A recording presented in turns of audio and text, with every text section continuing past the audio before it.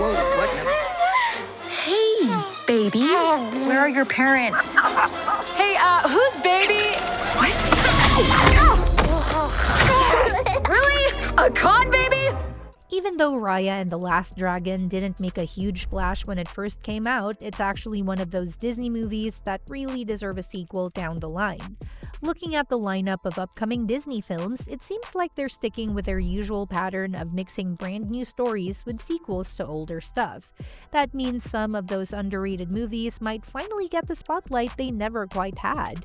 And Raya and the Last Dragon fits perfectly into that category because it left so much unexplored about the world of Kumandra. One thing that might have worked against Raya at release was how it dropped simultaneously in theaters and on streaming platforms. That kind of split release actually doesn't help a movie's box office buzz, and Raya was a bit overshadowed by Encanto, which also came out in 2021. But despite not getting all the hype, the movie actually scored really well with critics and audiences alike.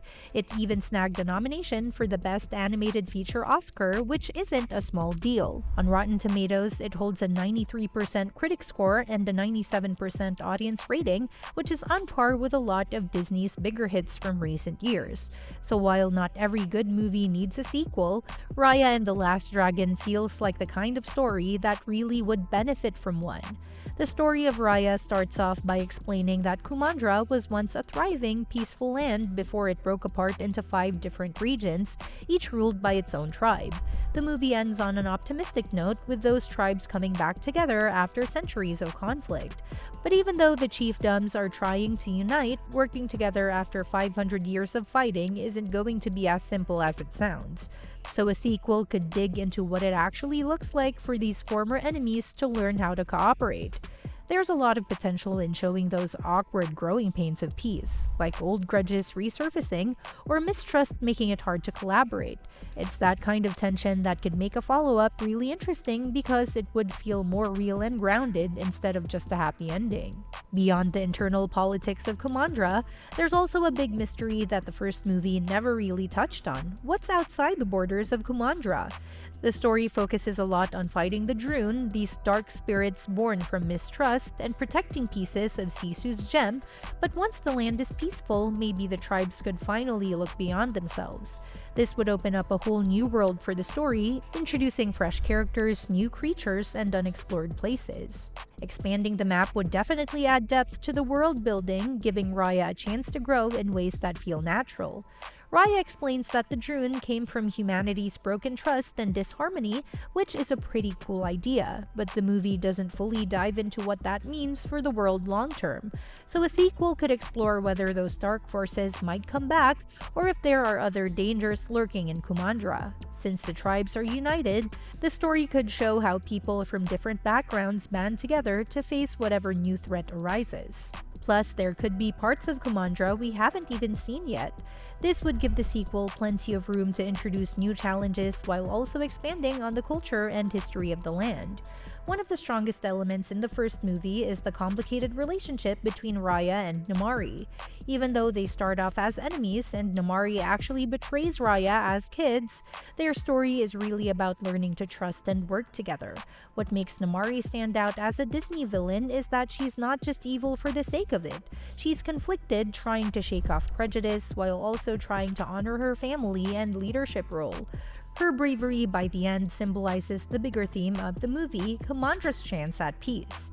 So if a sequel happens, it would make a lot of sense for it to explore how Raya and Namaari's relationship evolves. They have a lot in common beneath the surface. Both are princesses who have had to toughen up because of their circumstances, but they also want peace even if they approach it differently.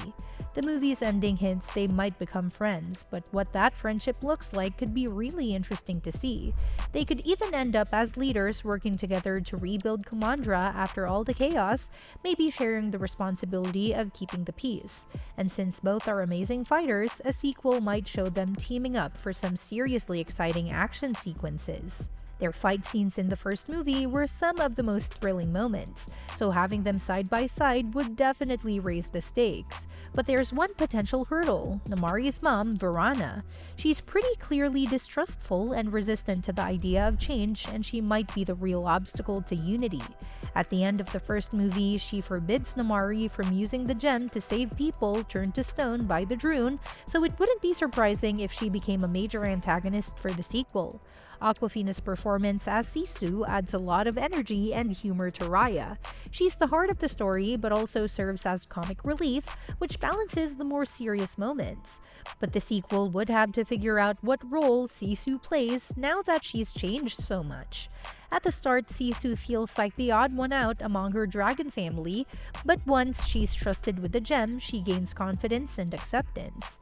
The ending transforms her character, so it would be cool to see a sequel explore how she fits in with the rest of the dragons after that change.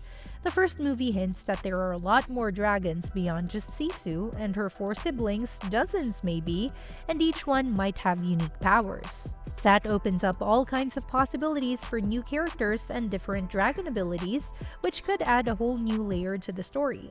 Plus, with the dragons returning, Kumandra's world is bound to change dramatically because humans and dragons would need to figure out how to live together again.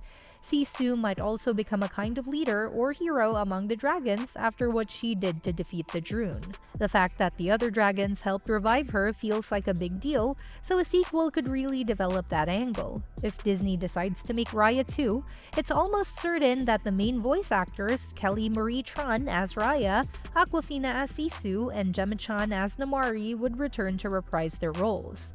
Plus, a bunch of supporting characters might come back too, which would let the movie expand their stories even further. Of course, a sequel would probably introduce some new faces, including the dragon siblings who didn't have much screen time or lines in the first movie. At the end of Raya and the Last Dragon, Raya and Namari work together with their allies to defeat the Drune using the Dragon Gem. The victims trapped by the Drune come back to life, and the dragons bring Sisu back too. With Kumandra united, the 5 tribes finally live in peace. But a sequel could shake things up by introducing a new threat that tests that unity, forcing everyone to band together once again. Unlike before, when the dragons sacrificed themselves to save the world, this time Raya could lead a team that includes all the dragons, making the fight more powerful and exciting. Another direction the sequel could take is to explore lands beyond Kumandra. Since the first movie didn't really touch on what lies beyond the kingdom's borders, a follow-up could travel to mysterious new territories with tons of stories to tell. So while Raya and the Last Dragon didn't have the biggest launch or buzz, there's actually a lot of great reasons why Disney should seriously consider making a sequel. The story, characters, and world all have plenty left to offer, and with Disney's pattern of mixing sequels with original movies, it seems like the perfect fit. Whether it's the challenges of keeping peace, the evolving friendships, the dragon's new role, or unexplored lands beyond Kumandra, a Raya sequel could bring a bunch of fresh, exciting ideas to the table, all while continuing a story that lots of people enjoyed but didn't quite get enough attention. And that's that for today's video. Thanks for watching, and we'll see you in the next one.